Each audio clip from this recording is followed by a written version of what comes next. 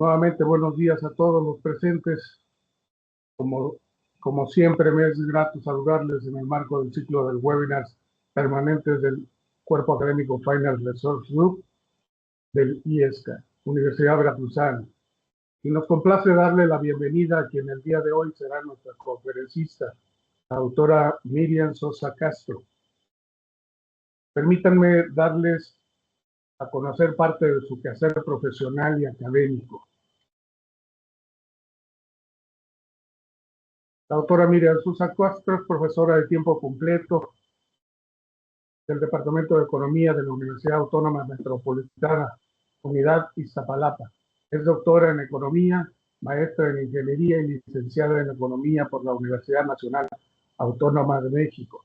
Se ha desempeñado como investigadora, analista y académica en varias universidades. Ha dirigido 65 tesis, tesinas de licenciatura y 11 de maestría.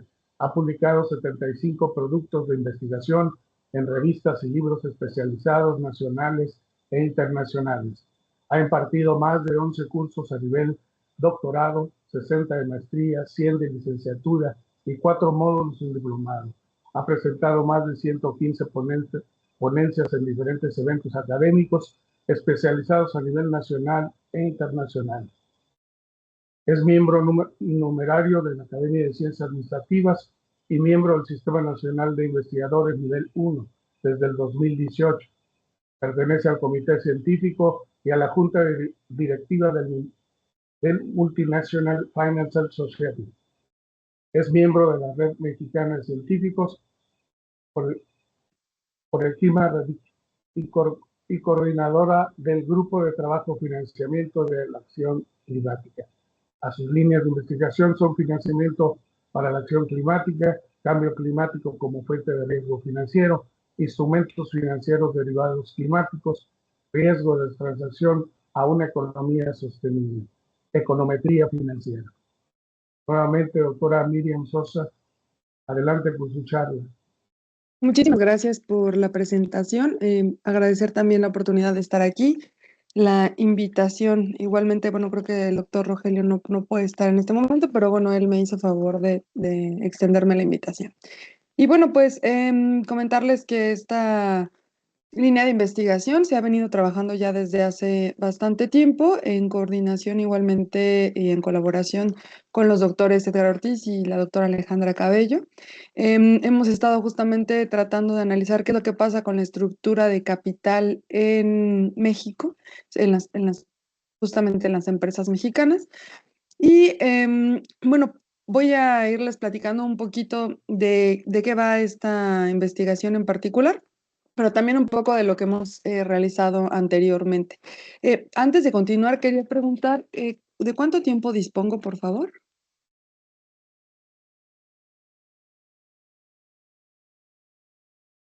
Bueno, si faltan 5 minutos, agradezco que me digan, ¿perdón? 45 minutos, una hora, doctor, entre Perfecto. preguntas. Tenemos mucho tiempo entonces, afortunadamente. Em, bueno, el objetivo de este análisis es analizar el impacto de las variables internas y macroeconómicas dentro de la estructura de capital de las empresas mexicanas. La hipótesis es que ambos tipos de variables afectan la estructura de capital y la contribución es evidenciar qué es lo que está pasando en economías emergentes como la mexicana, que en realidad ha sido poco estudiada si lo comparamos con economías desarrolladas. Y algo que también es muy importante es como contrastar qué es lo que está pasando en términos prácticos con lo que tenemos con las teorías que tratan de explicar estas realidades que son bastante complejas. También tiene una relevancia estratégica para las empresas mexicanas, ya que justamente nos permite ver qué es lo que está ocurriendo con ciertos factores y cómo esto puede, pues, ya sea mejorar o optimizar también esta toma de decisiones, no solamente en qué hacer, sino cuándo hacerlo. Recordemos que dentro de la parte financiera, una de las preguntas que se contestan a menudo es ¿cómo me financio? Y bueno, una de las cosas que determina la respuesta de esto es eh, que va a tener mejores beneficios en términos de maximizar el valor de las empresas reduciendo tanto los costos como los riesgos de esa toma de decisiones. Para ello, bueno, nosotros propusimos un modelo que se conoce como mínimos cuadrados ordinarios completamente modificados. Por sus siglas en inglés tenemos que es FMOLS, que es Fully Modified Ordinary Least Squares, y ya se aplica a 21 empresas de la Bolsa Mexicana de Valores. Bueno, aquí, bueno, este número contrasta bastante con otros estudios, incluso realizados en economías emergentes como la de la India, por ejemplo, o con economías desarrolladas, donde, pues, por ejemplo, en economías como Suiza o en la de Suiza o como en la de algunas otras europeas, vemos números muy grandes. Una de las principales cuestiones a las que nosotros nos enfrentamos es a la falta de información y a la consistencia de la misma. En muchas ocasiones vemos que tenemos datos para un cierto número de empresas, pero no reportaron la información de manera consistente quizás, ¿no? Y eso, bueno, pues hace que tengamos que eliminar algunas de ellas.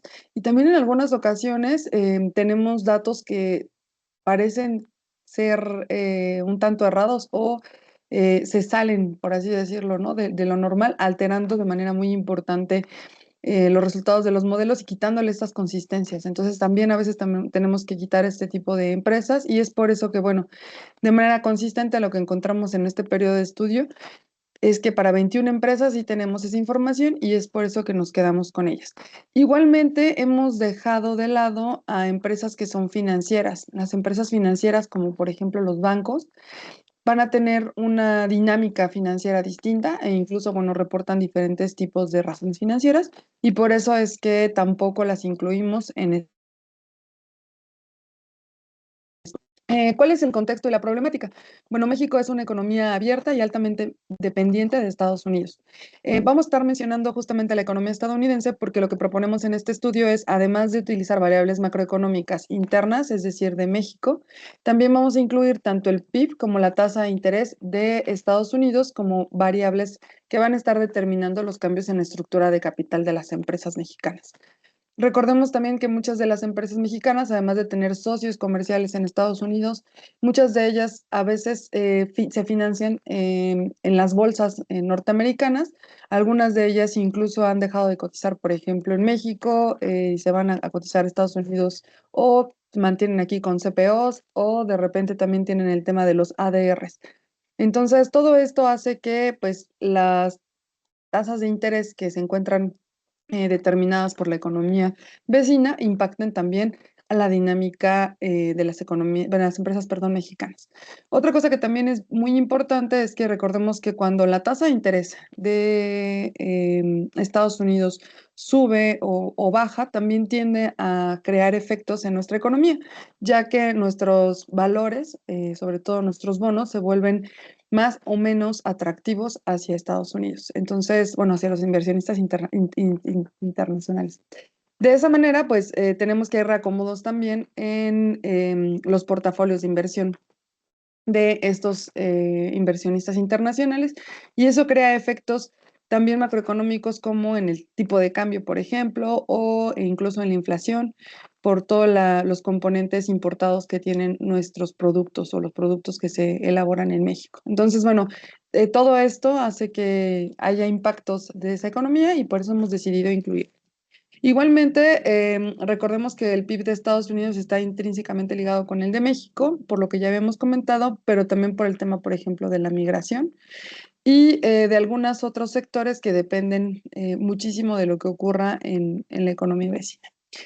Bueno, otra cuestión que, es importante mencionar es que las empresas ajustan su estructura ante choques externos y bueno, también es un componente muy importante para ellos estas tasas de interés, tanto por el financiamiento como por los costos. Y bueno, hay falta de estudios empíricos recientes en México, sobre todo que incluyan estas variables. Aquí lo que vamos a estar tratando de analizar es qué es lo que nos pesa más como empresa, lo que ocurre internamente o lo que ocurre externamente. Bueno, existe una gran literatura ya desde hace varios años, décadas. Vamos a tener, por un lado, teórico, algunos estudios que hablan sobre la teoría del trade-off. Ahorita vamos a explicarla un poquito en extenso, que justamente nos habla entre el equilibrio de deuda y el riesgo de adquirir la misma. La teoría de Pecking Order, donde se da prioridad al financiamiento interno. la teoría de market timing, que tiene que ver con la emisión de acciones en mercados favorables, y en términos de los estudios que están aplicados a diferentes economías, ya de manera justamente empírica, vamos a tener que Fran y Goyal encontraron que la rentabilidad reduce la necesidad de deuda.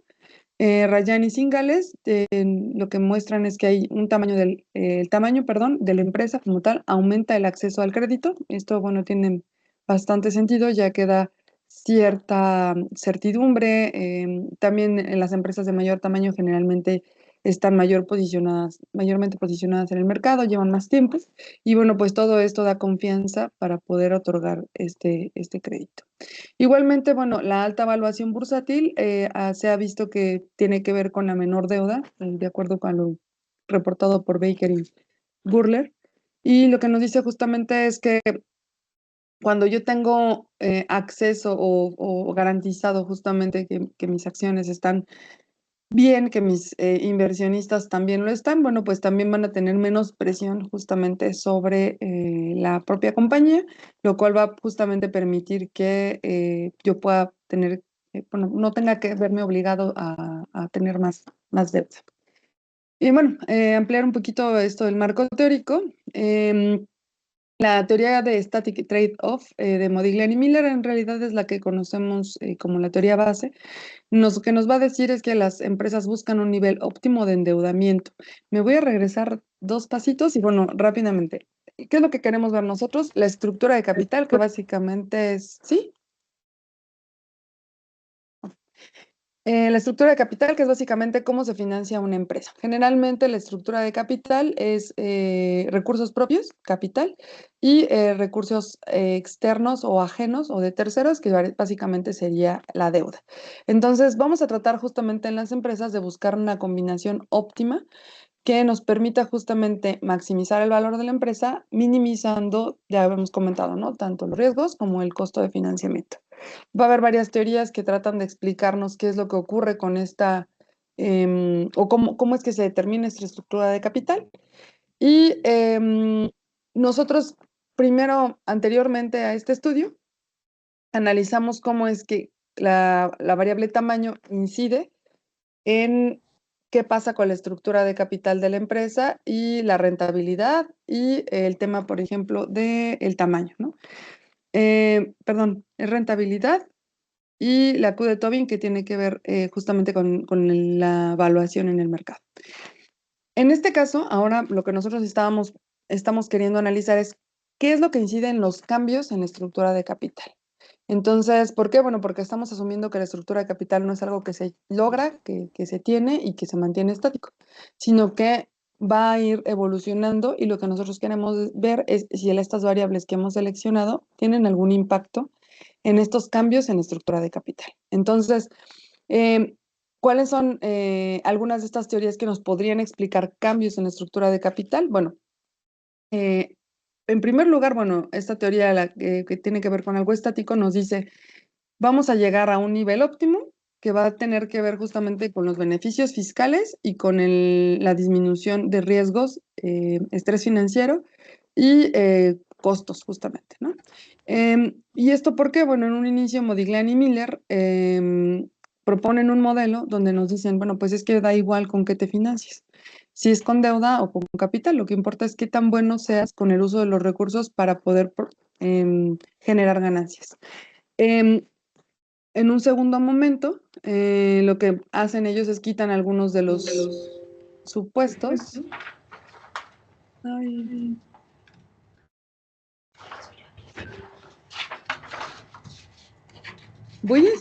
¿Se puede silenciar a algunas personas? Gracias. Muchas gracias, perdón.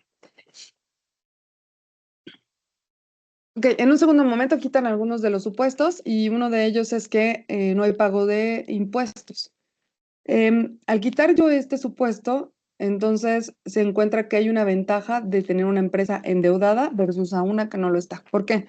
Porque pago de intereses no paga impuestos como si el pago de dividendos. Entonces, se encuentra, bueno, un concepto que se conoce como la coraza fiscal o el escudo fiscal, y eso es lo que nos permite justamente maximizar el valor de una empresa que esté endeudada versus una que no lo esté.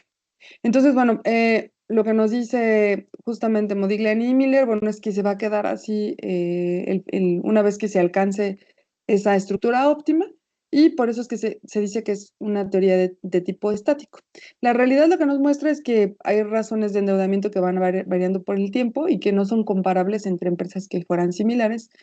Si es que uno pensaría, bueno, pues si son del mismo sector, más o menos mismo tamaño, pues pueden tener el mismo nivel de deuda y porque ya encontraron su óptimo. En realidad, bueno, la práctica nos muestra que eso no es así.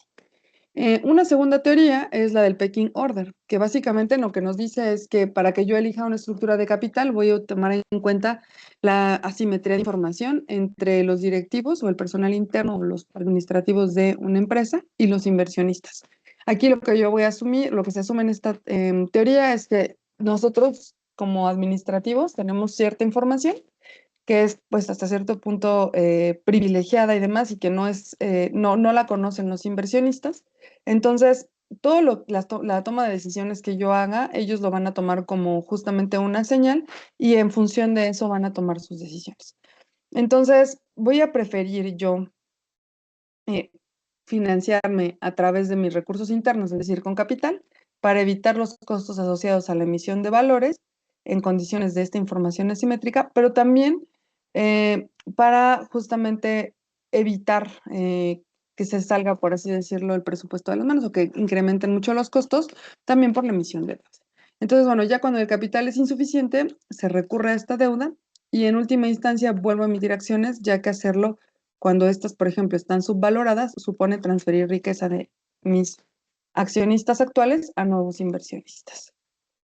Una tercera teoría es la teoría del market timing, que lo que nos dice Baker y Gurgler es que las empresas suelen aprovechar las condiciones existentes en el mercado y cuando estas son favorables van a emitir capital. Es decir, por ejemplo, cuando su valuación bursátil tiende a ser alta y esto les va a permitir reducir su nivel de apalancamiento. Y este efecto puede tener justamente implicaciones de largo plazo sobre la estructura de capital, ya que pues esto va a dejar cierta secuela en los estados financieros de las organizaciones. Con base en estas últimas dos teorías, la Pecking y Market Timing, el nivel de endeudamiento no respondería necesariamente a un objetivo predeterminado. Los cambios en la estructura de capital van a depender de la acumulación histórica de las necesidades de financiamiento externo y de las condiciones de mercado. Y la evidencia empírica confirma que las empresas suelen emitir pocas acciones y dependen en gran medida o de utilidades retenidas o de deuda. Y bueno, aquí también vamos a ver que el patrón va a cambiar en circunstancias específicas y que va a tener que ver con este mercado favorable o el tema también de si yo estoy esperando quizás que no haya una situación tan positiva en el futuro, pues voy a guardar o preservar esa capacidad de endeudamiento futuro. También, bueno, este marco teórico lo que nos confirma es un poco la elección de variables que hemos realizado, ¿no?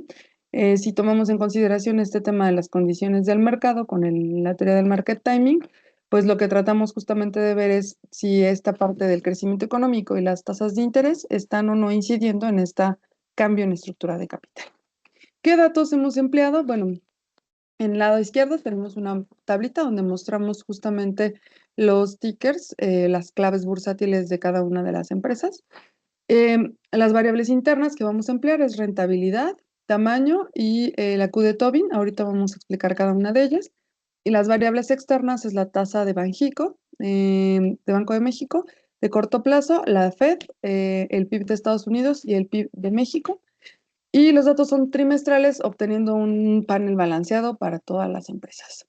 Estas son nuestras razones financieras. Para la estructura de capital vamos a utilizar la deuda sobre capital, que es esta razón financiera que se conoce como DER, y es pasivo total entre patrimonio neto.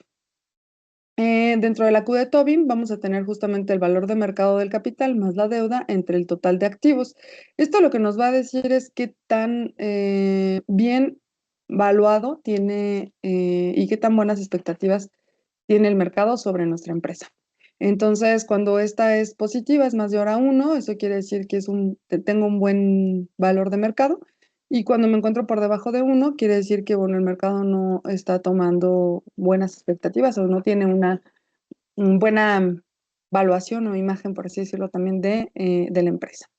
Dentro de la rentabilidad utilizamos el margen neto de ganancia, que es Net Profit Margin, que viene dado por la ganancia neta entre las ventas y para el tema del tamaño es el logaritmo natural de los activos totales. Bueno, todas estas razones fueron empleadas o utilizadas con base en también estudios previos que justamente han dicho que son buenos variables proxy. No obstante, bueno, queremos también en un futuro extender el estudio incorporando algunas otras variables como el ROE, el ROA, por ejemplo, además de el tamaño, bueno, el tema, por ejemplo, de quizás liquidez, el tema también de, ahorita que les estaba leyendo lo anterior, pues también se pueden incluir algunas otras razones financieras que nos permitan, por ejemplo, contemplar algunas otras cuestiones que pueden ser relevantes. De la metodología, bueno, hemos elegido este modelo de panel, ya que nos permite corregir la autocorrelación y la endogeneidad, captura relaciones de largo plazo, disminuyendo el problema de la inferencia, nos permite distinguir efectos individuales y comunes, y bueno, es una buena opción para el tema de la dinámica de estructuras de capital. El modelo como tal lo tenemos definido de esta manera. Aquí vamos a ver que los cambios en la estructura de capital van a depender de, además del intercepto, las betas van a ser las sensibilidades que va a tener estos cambios en la estructura de capital ante cambios en la evaluación de mercado, que es la Q de Tobin, la rentabilidad, que ya habíamos dicho que es el Net Profit Margin, el tamaño, el PIB de Estados Unidos, bueno, que no es el PIB como tal, es el crecimiento del PIB intertrimestral en Estados Unidos. Igualmente, el PIB de México sería el crecimiento intertrimestral del Producto Interno Bruto Mexicano. La tasa de interés de la FED igualmente es el cambio intertrimestral. Y la tasa de interés de Banxico, que es este cambio intertrimestral de la tasa de interés de la tasa objetivo fijada por Banco de México. Dentro de lo que se realizó en el primer paso es pruebas de raíces unitarias. Se utilizan todas estas que vemos aquí, LLC, IPS, ADF, PP y también la de Brayton, para determinar de esta forma la existencia o no de estacionariedad en las variables. En todos los casos, pues fue posible rechazar la hipótesis de raíz unitaria de las variables, tanto en niveles como en primeras diferencias. Y una vez que tenemos esa condición, podemos justamente aplicar la segunda prueba, que es la de cointegración de Cow, donde rechazo la hipótesis nula de no cointegración, que también es algo que es básico para no tener, para no tener resultados espurios. Y una vez que ya se cumplieron estas dos condiciones, presentamos aquí los resultados de los modelos tanto apilados, que se conocen como pool, y agrupados, que son estos de grupo. Para el caso de los apilados, tenemos que nos muestran resultados en variancias homogéneas y en variancias heterogéneas. Y lo que vemos es que pues son consistentes entre sí los resultados. Para el caso, por ejemplo, de la variable tamaño es significativa. El caso también de la tasa de interés de Banco de México igualmente lo es. Igualmente tenemos el caso del PIB de Estados Unidos. Y bueno, van a variar la significancia de los resultados dependiendo de justamente las consideraciones de los modelos. En el artículo como tal en extenso tenemos justamente qué es lo que significa cada una de estas y ahorita puedo ampliarlo si es que así lo desea.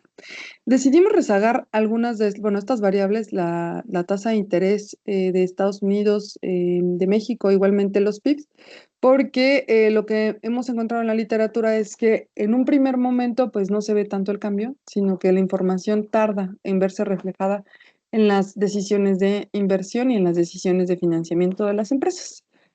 Bueno, ¿cuáles son estos resultados clave? Vemos que el tamaño tiene un impacto positivo y significativo, ya como hemos comentado, si son empresas más grandes van a tener también mayores garantías, van a tener mayor posicionamiento en el mercado, también van a tener mayor relación con otras empresas y bueno, todo esto les va a permitir justamente tener un mayor acceso y mejores condiciones de crédito, por lo cual, bueno, justamente vemos que tiene un impacto positivo y significativo y es en realidad consistente con lo que esperábamos teóricamente.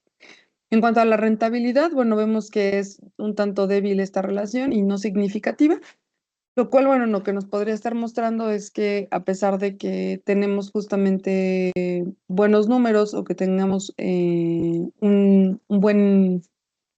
una buena capacidad para generar ganancias, eso no estaría determinando qué tanto puedo yo mover o cambiar justamente mi estructura de capital, es decir, esta decisión de financiamiento.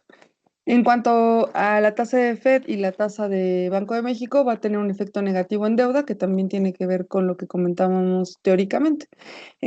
Al tener un mayor costo financiero, bueno, eso quiere decir que entonces yo voy a tomar decisiones al respecto, ¿no? Si es mayor lo que tengo que pagar por mi deuda, pues entonces justamente la voy a reducir y voy a buscar de esa manera financiarme internamente.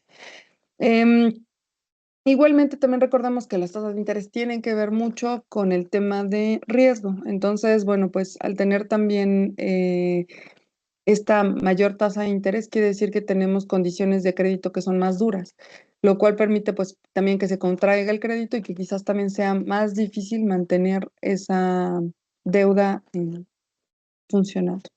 En cuanto al PIB de Estados Unidos, va a tener un impacto positivo y moderado, lo cual, bueno, pues también tiene sentido debido a que, bueno, si está mejor la actividad económica de nuestro vecino, de nuestros socios comerciales, entonces lo que vamos a tener es que justamente nuestra actividad como empresa va a ser mejor.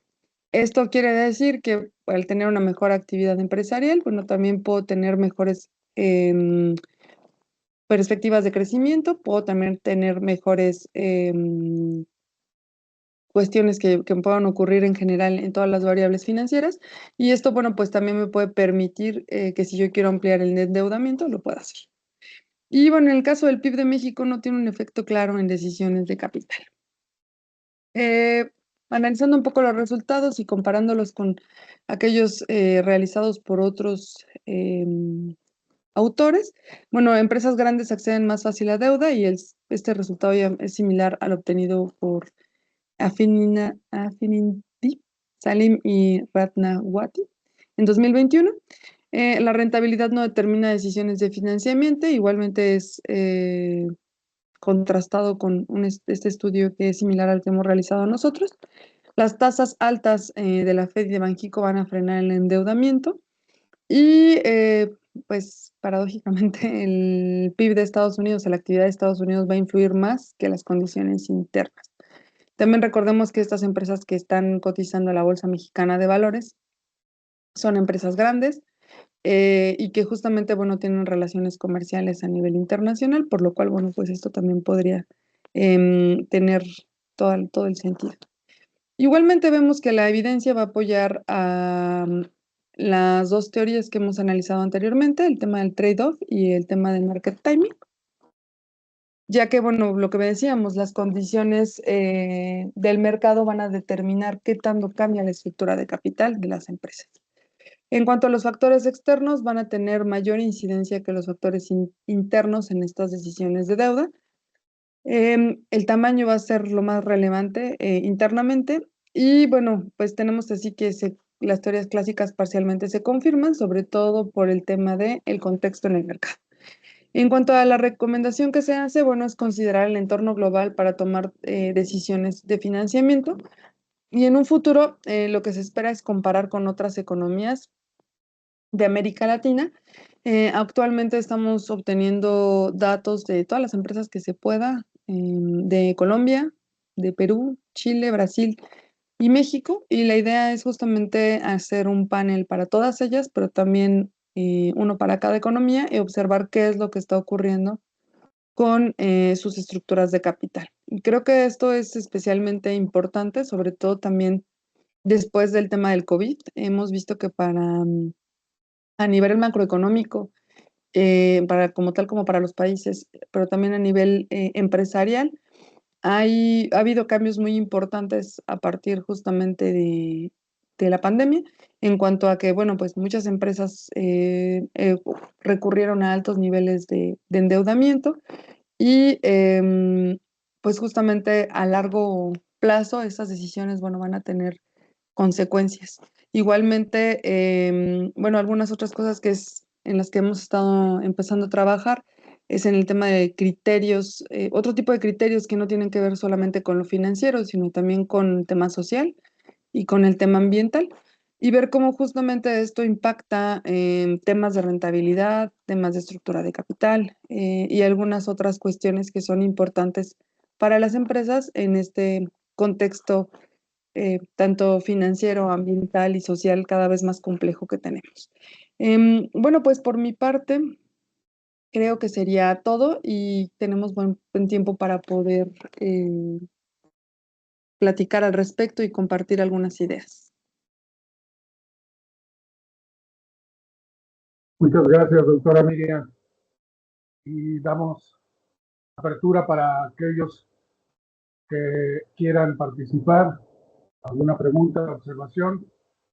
Adelante, por favor.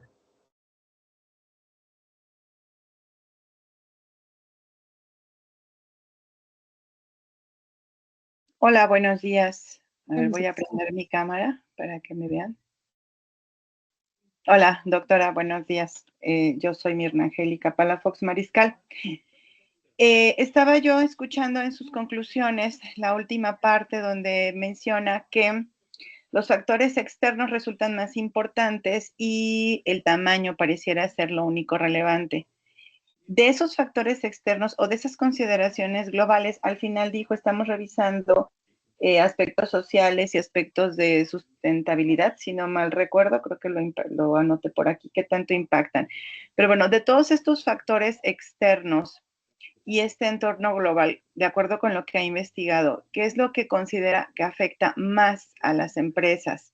Ahora, aquí hablamos de empresas, entiendo yo, grandes, ¿verdad? Lo mencionaba usted, de inversiones grandes en mercados internacionales, así también lo entendí. No sé si entendí correctamente, si no, sáqueme usted de la duda. Pero bueno, de este entorno externo, de estas consideraciones globales, ¿cuáles considera que son las que impactan más? ¿Será la parte política? ¿Será la parte económica? ¿Qué, qué opina usted al respecto? ¿Cuáles son esos que afectan más? ¿Y cómo podría esto, que está afectando a las empresas grandes, impactar a las que son menos grandes, por así decirlo, medianas quizá?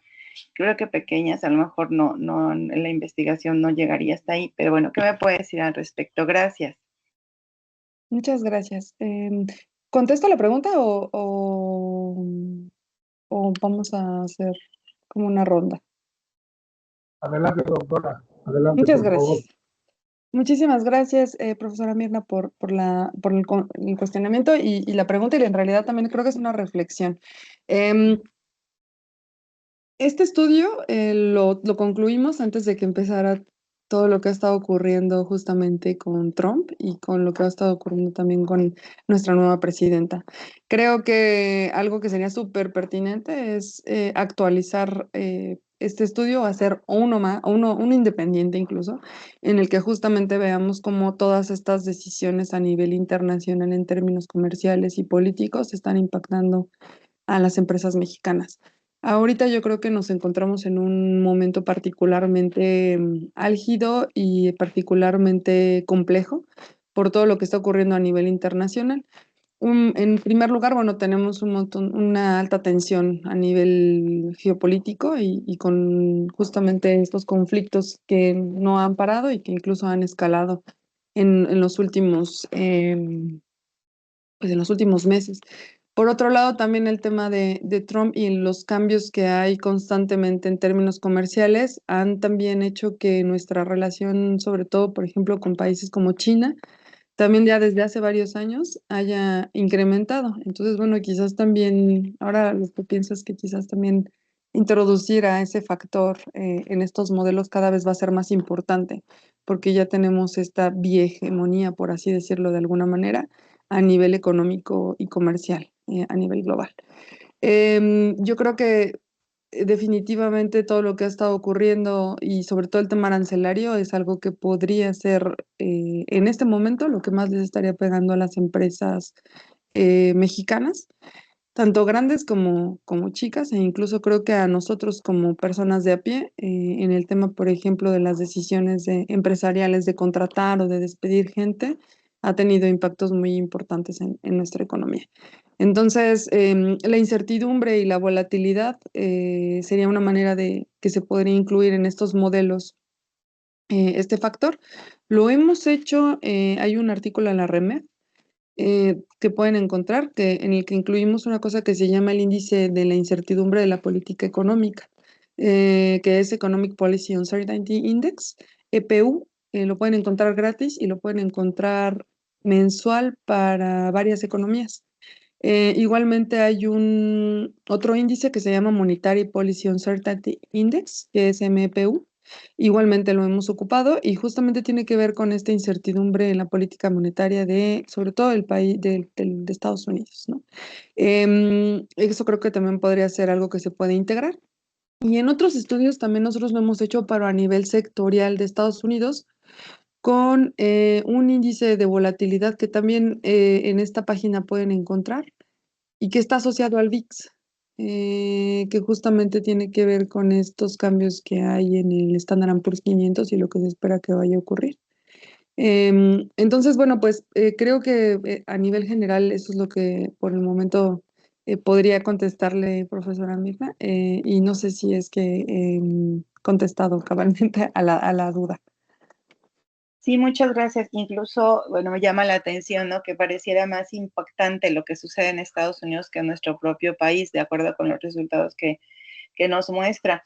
Y bueno, pues eso hace, como dice usted, que también a nosotros en lo particular nos afecten estas circunstancias externas en cuanto a nuestras decisiones también financieras, ¿no?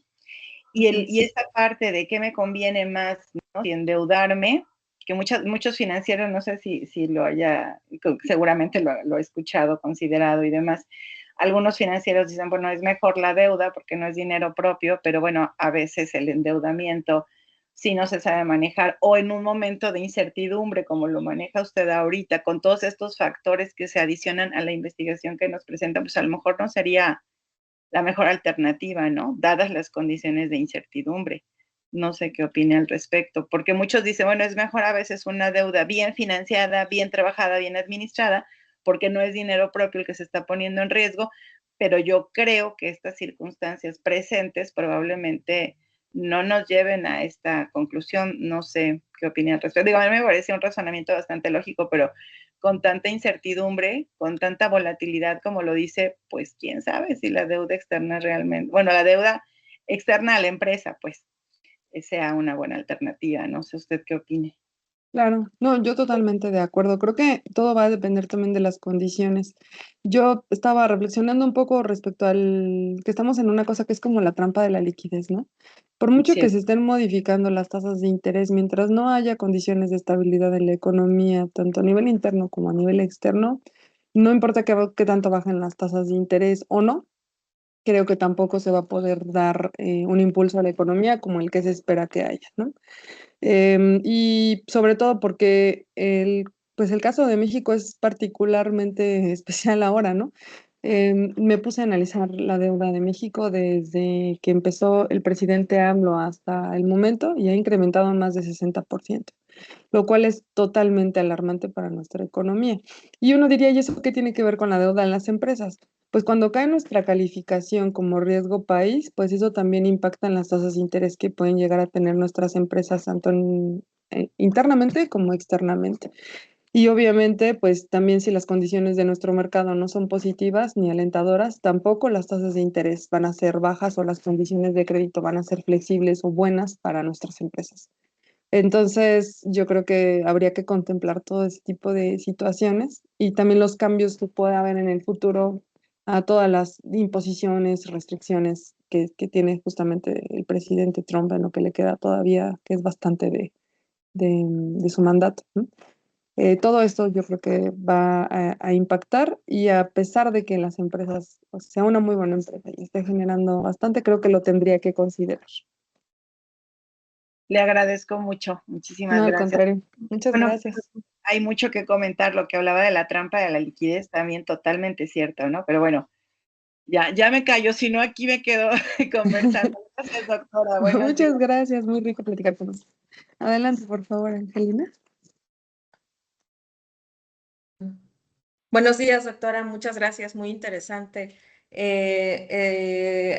Nada más rápido, usted mencionaba que la bolsa de Estados Unidos, bueno, influye más que la bolsa mexicana de valores.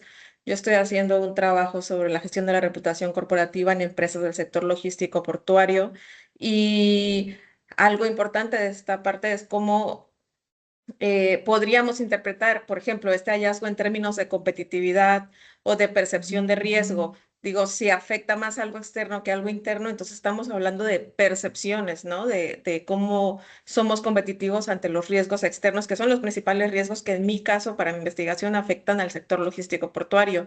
Si usted cree, o sea, que al igual que en la estructura financiera, que fue lo que estudiaron ustedes, estos factores externos como la reputación internacional, la confianza de los inversionistas globales, pueden terminar pesando más que los internos, por ejemplo, en sectores estratégicos como el portario, pero también en otros, ¿no? Sí, yo creo que sí. La verdad es que pesa a veces más esto y sobre todo porque la economía mexicana es altamente y especialmente dependiente en muchos sentidos de lo que pase a nivel internacional. Yo creo que en general todas las economías lo son, porque sobre todo si contemplamos que tenemos un contexto global, altamente interconectado y demás. Pero sí vemos que, con lo que comentaba, ¿no? Muchas de las empresas cotizan en este SIC, ¿no? Que es este Sistema Internacional de Cotizaciones. Tienen mucha relación con mercados globales como como el Standard Poor's o con el Dow Jones. Pues obviamente todo esto va a pesar. Pero más allá de eso, México tiene, como ya he dicho, un alto nivel, por ejemplo, de endeudamiento. Depende mucho de cómo se percibe, qué es lo que va a pasar con nosotros. Y esto es un clásico ejemplo de lo que pasa con las agencias calificadoras, ¿no? De hecho, llevamos ya varios años siendo amenazados constantemente con quitarle grado de inversión a nuestros bonos. Y esto en parte se debe pues a eso, a que se tiene una mala percepción de lo que vaya a ocurrir. Entonces, la percepción, yo diría, incluso hasta desde el behavioral economics es todo, ¿no? Totalmente de acuerdo con lo que está usted investigando, Angelina, y me parece que también es muy interesante. Espero poder conocer la investigación también. Gracias. Pablo. Gracias. Pablo. Sí, sí, muy rápido, doctora. Le agradezco, bueno, creo que es en conjunto, ¿no? La interesante exposición que nos hace. Tengo dos dudas. Una es que excluyeron del muestreo que hicieron las empresas mencionadas financieras, ¿verdad? Como los bancos. Sí. Ahorita no sé si se me fue, nada más para que me pudiera usted, bueno, nos pudiera usted señalar por qué la exclusión. Y la segunda, si en el modelo estadístico o en el modelo analítico que hicieron, considerando efectivamente lo que ya los monetaristas hablan, ¿no? Respecto a que la toma de decisión, bueno, los cambios en la política monetaria tardan en reflejarse, inclusive Friedman utilizaba la metáfora, ¿no? Del agua fría y caliente en la regadera, ¿no? Había que abrir mucho el agua caliente y de repente pues llegaba tarde, pero se excedía de fuerza, ¿no? Las medidas. Este, digamos que esa parte, si, cómo la contemplaron en el modelo estadístico que aplicaron, o si hay alguna manera de agregar esa circunstancia o esa propiedad de la política monetaria, que efectivamente no tiene efectos inmediatos. Y lo primero, sí, lo de la exclusión de las empresas financieras, y le agradezco mucho. Muchas gracias, profesor Pablo. Efectivamente, quitamos a las empresas financieras por varias razones. Uno, ya varias veces las hemos intentado analizar, pero por una cuestión de riesgo sistémico a nivel financiero, como estas empresas son estratégicas para mantener justamente esta cuestión a nivel país, si ustedes analizan, no, el valor de sus acciones no se modifica como lo hace cualquier otra empresa. De hecho, casi no varía. Y esto es algo estratégico. ¿Por qué? Porque si cae justamente el valor de estas empresas en el mercado, pues quiere decir que entonces también pues su valor va a verse afectado y al final si se dan cuenta es algo muy importante porque todo el ahorro social y parte de las inversiones justamente de un país pues se encuentran en estos bancos. Entonces, de hecho, tienen concentración accionaria que tampoco varía tanto como lo hacen otro tipo de empresas. Entonces ya desde ahí, pues se cuecen aparte. Además de eso, presentan información financiera diferenciada. Si analizas el estado financiero de una empresa financiera y de una empresa que no es financiera, que es una empresa, como les dicen, productiva o real, tiene categorías distintas. Entonces, también por eso es que no decidimos no mezclarlas. Y sobre todo en este tema de la estructura de capital, ¿no? Donde básicamente, pues también bueno, parte muy importante de lo que tiene un banco, por ejemplo, pues no es propio, ¿no? En realidad se maneja a través de recursos de externos. Y eso no depende realmente de cómo ellos lo determinen, sino también de la cuestión del mercado y de los propios clientes, por así decirlo de alguna manera. Entonces, por todo eso, decidimos no incluirlas en este estudio particularmente. Yo creo que se puede hacer un estudio, pero de manera separada para otro tipo de cuestiones. Se ha hecho, por ejemplo, con el IMOR, que es el índice de morosidad, o se ha hecho con el tema de rentabilidad, o con algunas otras cuestiones, pero ya de manera particular, solo para cuestiones financieras. Disculpe, Sí.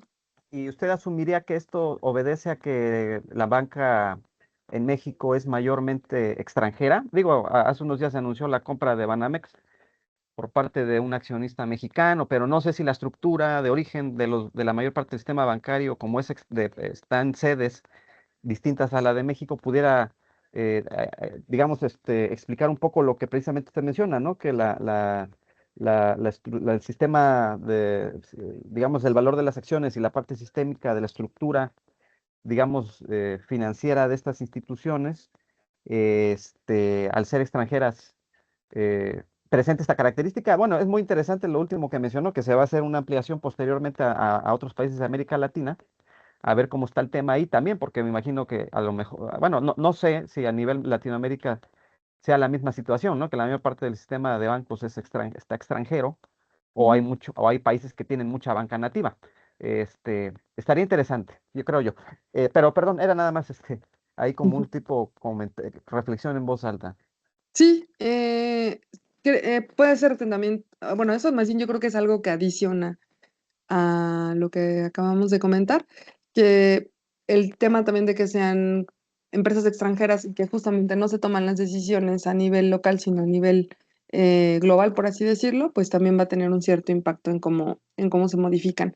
Pero en sí mismo, aunque fueran banca nacional, yo la seguiría excluyendo de la muestra porque tienen una dinámica completamente diferente a las otras empresas. Y me preguntó sobre los mínimos cuadrados ordinarios, Sí, la completamente temporalidad definitiva. Ajá. en las decisiones, sí. Habíamos hecho, pues, primero el modelo lo corrimos con variables contemporáneas, en el caso del PIB y de las tasas de interés, y después estuvimos haciendo prueba con varios rezagos, y el modelo que mejor arrojó el ajuste fue con un rezago para cada una de estas variables macroeconómicas, porque justamente no se ve el efecto luego, y también porque han estado cambiando demasiado las cuestiones a nivel macroeconómico de un trimestre a otro. Entonces, ya no se ve que permee tanto en el segundo o en el tercer trimestre, sino en el primero es cuando tenemos estos cambios. Sí. Y se Ajá. evaluó con base en el R cuadrado, en la log-verosimilitud y algunos otros criterios de ajuste, ¿no? Como la IC, etcétera. Le agradezco, doctora, muy amable No, al contrario. por sus Gracias, respuestas. Juan. Irecine, Decimos,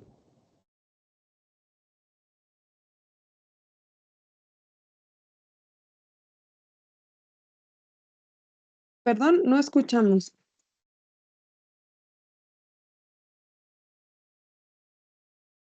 Oh. No,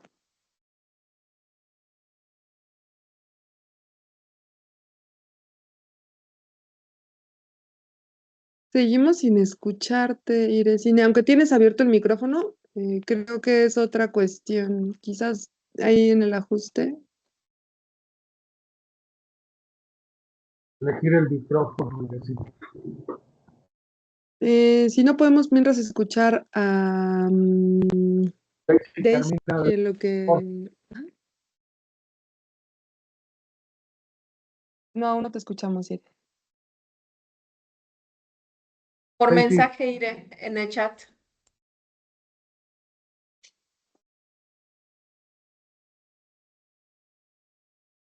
adelante Daisy, por favor.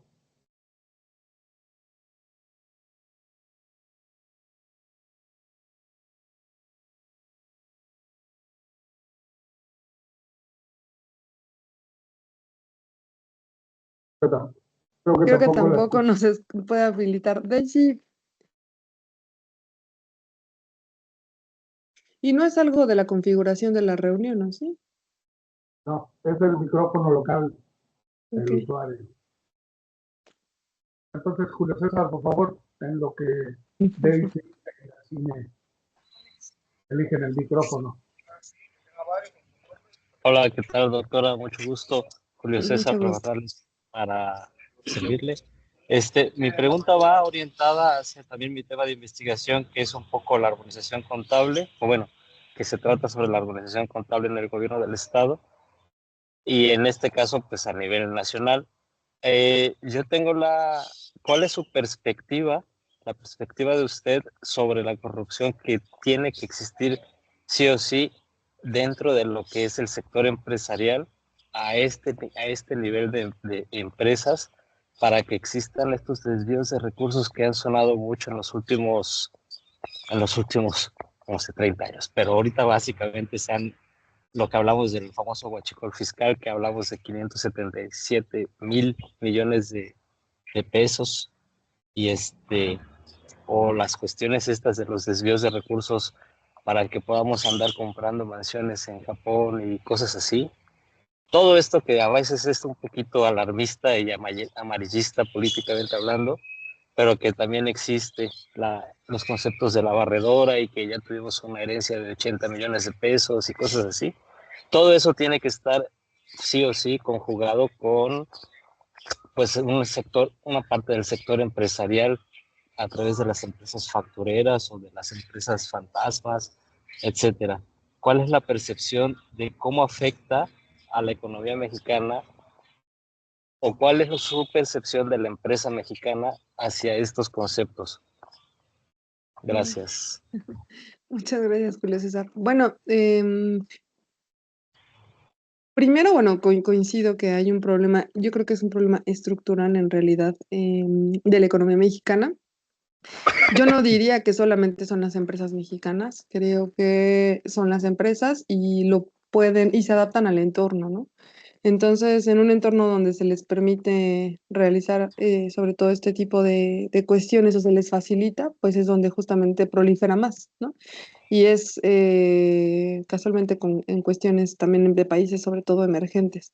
Y pues esto lo único que hace es que yo lo veo como un canal más pues de quitarle recursos sociales a la población a través de impuestos, a través de las propias ganancias de las empresas, donde justamente pues estas ganancias han crecido muchísimo por dos cuestiones. Una es porque el salario o los costos asociados justamente a lo que se les da a los trabajadores cada vez son menores. Y por otro lado, pues también a nivel precios, pues no hay una regulación tampoco en términos de precios, ¿no? Y desde hace muchos años, y yo no creo que solo en la economía mexicana, el tema de que las empresas tengan dinero, pues les permite justamente decidir en términos políticos a través de financiamiento de campañas, entre otras cosas, quiénes están en el poder, ¿no?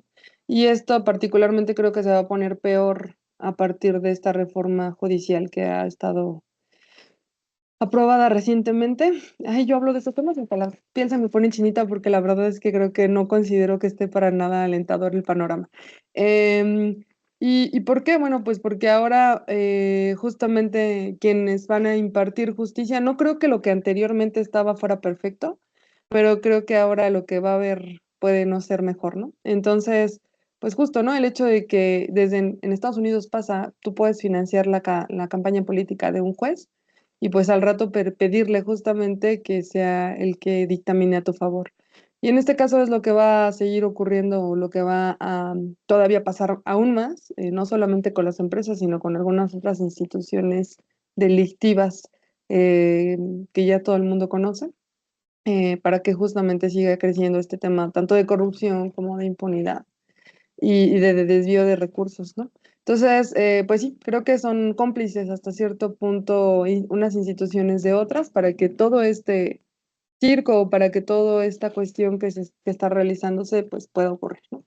Y en parte, pues también se debe a que, pues también hasta creo que nuestras relaciones con los países como Estados Unidos, pues también las promueven, ¿no?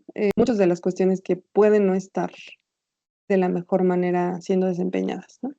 Pero bueno, esa sería como mi opinión, muy al margen, muy personal, de todo lo que está ocurriendo o todo lo que ha ocurrido.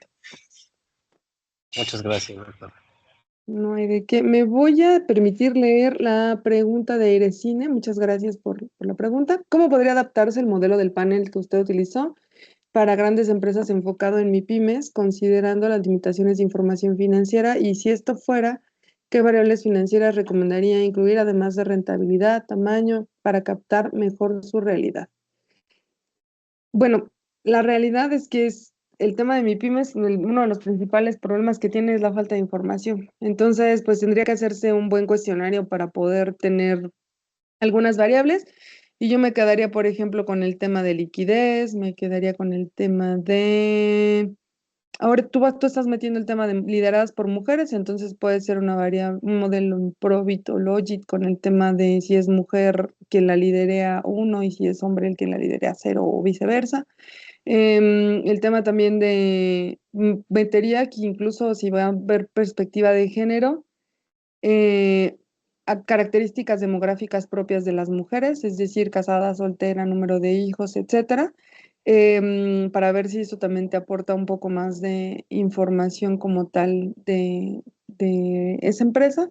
El tema, no sé, de ventas, el tema de rentabilidad, em, crecimiento, a través justamente también se puede ver por medio de las ventas, tamaño, por activos totales. Y pues hay que ser cuidadoso porque en muchas ocasiones estas empresas pues no son como tal empresas, ¿no? Son negocios, pues no es por demeritarlos ni nada, ¿no? Sino son negocios familiares. Entonces muchas de ellos no tienen estas capacidades, o sea, estas características que te permitan hacer una modelación porque tampoco tienen información de largo plazo.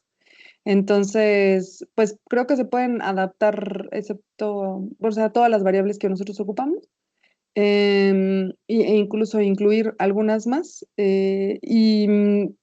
hablar también sobre todo, por ejemplo, de capacidades organizacionales, ver si es que tienen el uso o no de un software que les permita hacer ciertas cosas, el nivel de capacitación del administrador o del directivo de la empresa. Algunas de estas cuestiones ayudan, el número de empleados, ¿no? Y te van a ayudar justamente a ver no solo estructura de capital, sino también a ver algunas otras variables que podrían ser interesantes. Tenemos nosotros un paper también que está en Contaduría de Administración, que tiene que ver con eso, con capacidades de las organizaciones. Y ya hay muestras grandotas de algunas de estas cuestiones. Ahorita lo busco y te lo doy por el link. Y habla de eso, de prácticas administrativas en las empresas mexicanas y puede servir como guía. Nosotros ahí ocupamos redes neuronales artificiales, pero porque teníamos muchos datos. Igual sigue la base de datos y en una de esas también la puedes conseguir, para que también no tengas un poquito más pues tenga un poquito más de validez en términos de que no, de que es una muestra, que es representativa, etcétera, y no sea tanto trabajo para ti también emplearla, bueno, levantar la encuesta. Gracias. Y Daisy, Carmiña, ¿ya pudiste prender tu micrófono?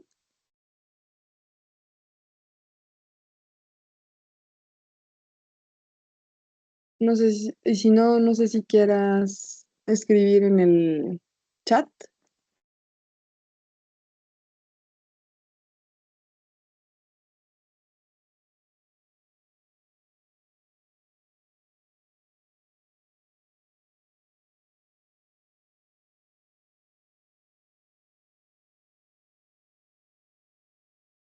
Creo que no. Ah, perfecto. Hola, muchas gracias por la felicitación. Variables internas incluye rentabilidad, tamaño y cuidado bien. En este caso, mi duda sería si es pertinente incluir o de lo contrario, ¿por qué no incluir, considerar el modelo Z-Score de Altman, tomando en cuenta que es un modelo que permite evaluar el desempeño financiero o salud financiero de las empresas? Sí, sí se puede utilizar. En realidad es que en esta ocasión nosotros utilizamos este enfoque, pero pues se pueden utilizar cualquier otro, bueno, otros modelos o también incluir otras variables para poderlo ampliar dependiendo de cuál sea la finalidad o el objetivo de la investigación. Daisy, muchas gracias por la pregunta.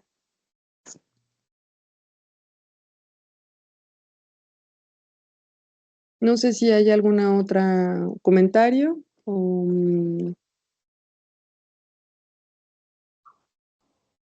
Alma Rosa, por favor.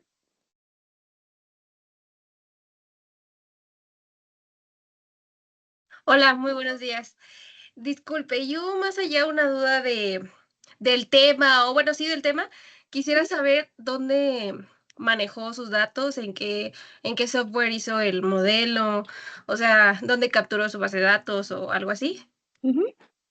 Muchas gracias, Alma. Sí, mira, los datos los obtuvimos primero de Economática. Es una muy buena fuente y es bastante rápido de obtenerlos y de poderlos justamente acomodar y limpiar. Los datos macroeconómicos se obtuvieron de Banxico y de la Reserva Federal de Estados Unidos y se modeló en eViews, en Econometric Views, pero también se puede hacer en SPSS, Python o R, dependiendo de cuál sea el software con el que te acomodes mejor. Afortunadamente ya hay muchísimos manuales de cómo emplear, bueno, cómo realizar o llevar a cabo este tipo de modelos. Pero también hay ya muchos tutoriales que te permiten justamente paso por paso ir aplicando estos modelos. Lo más importante es que tienes que ver cómo es que primero ponen, por así decirlo, cómo trabajan los datos. Entonces, en algunos casos, por ejemplo, pues se tienen que emplear logaritmos naturales, en algunos otros casos se tienen que hacer tasas de cambio. En algunos otros casos, pues son solamente los datos como los tienes o logaritmo natural de uno más esos datos.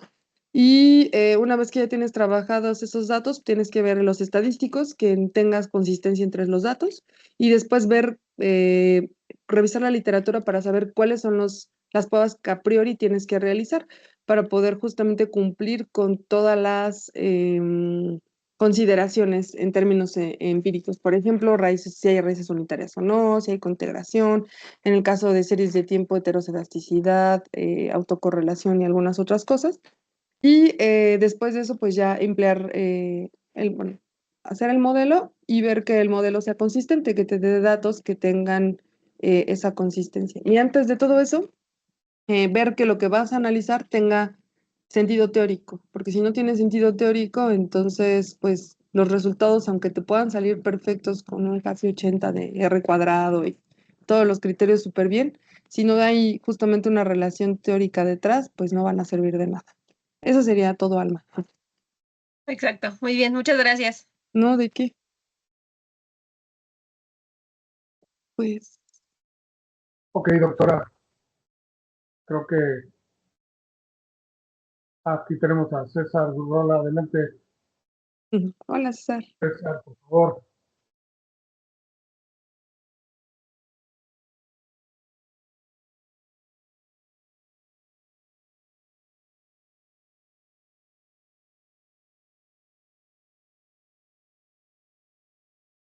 No te escuchamos, César.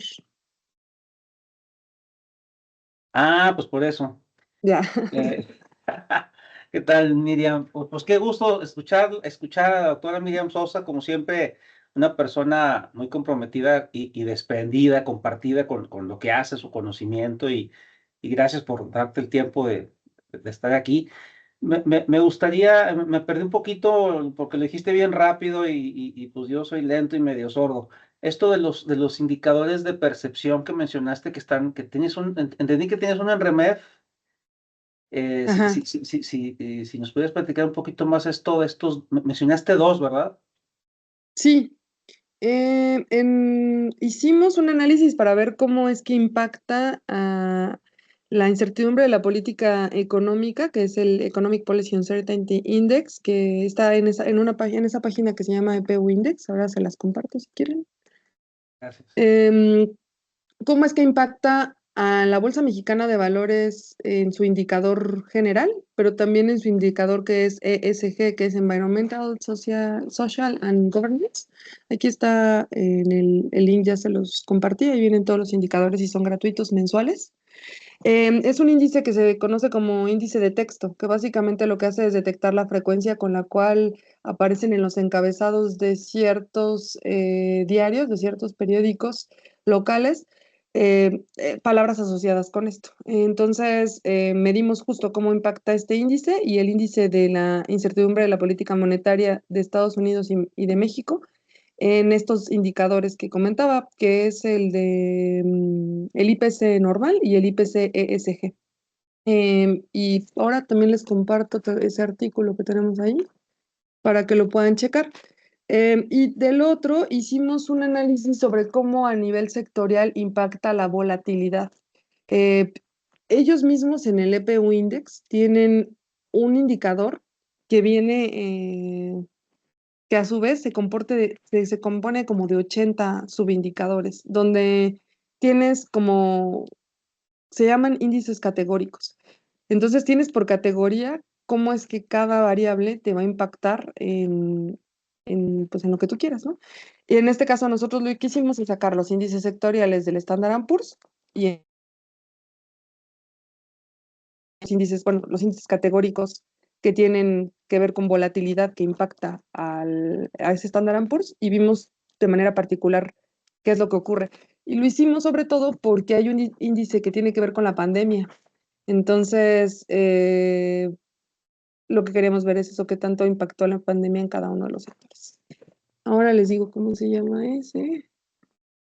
De hecho, también ya tienen el World Uncertainty Index para hacerlo como más global. Ahí aquí está el categórico. Me voy a permitir compartir la pantalla. Ah, en pantalla. Yo pensé que en el chat, estaba esperando Sí, que sí, sí, ya lo puse en el chat. en el chat nada más está un documento, el artículo del 2019, ¿no? No, ya compartí el otro link. Ah, a mí no se me refleja, pues. A ver, espera, ahorita lo verás. Mira, esta es la página. Policy Uncertainty Index. Este, por ejemplo, es el índice categórico de cada una de estas cuestiones. Entonces, si te metes, vas a encontrar, y vienen un montón de índices, por ejemplo, unos basados en Twitter, otro que tiene que ver con la volatilidad del mercado accionario de Estados Unidos, de enfermedades infecciosas, de estrés financiero, y así, de sustentabilidad. Ay, este es nuevo. Ah, Entonces, están súper padres estos índices porque son gratis. sí. Y puedes descargarlos sin ningún problema. Y ahora, qué bueno que me preguntaste, César, porque yo no he visto este de sustentabilidad y creo que lo voy a ocupar en mi siguiente artículo. Sí, Órale. pues aquí les dejé la información en el chat, no sé si la viste, pero así la puedes encontrar. Sí, sí. Economic Policy Uncertainty Index y aparece. Viene la metodología y todo lo demás. Y creo que son índices que son buenos proxies y te Sí, claro. ahorran un poquito dejando de hacer tanta talacha en cuanto a estar recopilando información. Sí, ¿no? Y pues nos permite ahí incluir elementos muy interesantes a los estudios. Gracias, Miriam. Qué gusto saludarte, escucharte y pues un saludo a Alejandra y al Doc, por favor. Sí, muchísimas gracias. Gracias por estar acá en la presentación, César. Cuídate mucho, que estés bien. Ok, doctora, creo que ya no hay más personas para platicar de la disertación, que por cierto, excelente. Agradecerle infinitamente el apoyo, doctora Miriam, en nombre de la Universidad Veracruzana, ISCA, y evidentemente el cuerpo académico FAINES, el rector Luz, me manda a saludar el doctor que acaba de comunicar al celular, el doctor Rogelio, agradecerles, él viene en camino de Ecuador. César te manda a saludar también. Muchísimas gracias, doctora. Muchísimas Y en gracias breve a todos ustedes. vamos a ¿Sí? llegar a su correo la constancia de participación a nuestro webinar. Y a Perfecto, todos muchísimas gracias. participamos en ella, por favor, muchísimas gracias, infinitamente gracias. No, gracias a ustedes. Dejo también mi contacto, mi correo electrónico, si es que alguno de ustedes quisiera contactarme, con muchísimo gusto. Y también dejé el artículo que comentaba con el doctor César Gurrola, es el link anterior. Gracias por todo y un gusto. Que estén muy bien, muy bonito día. Hasta Muy luego, amable, doctora. Muchas gracias. Muchas gracias. Chao.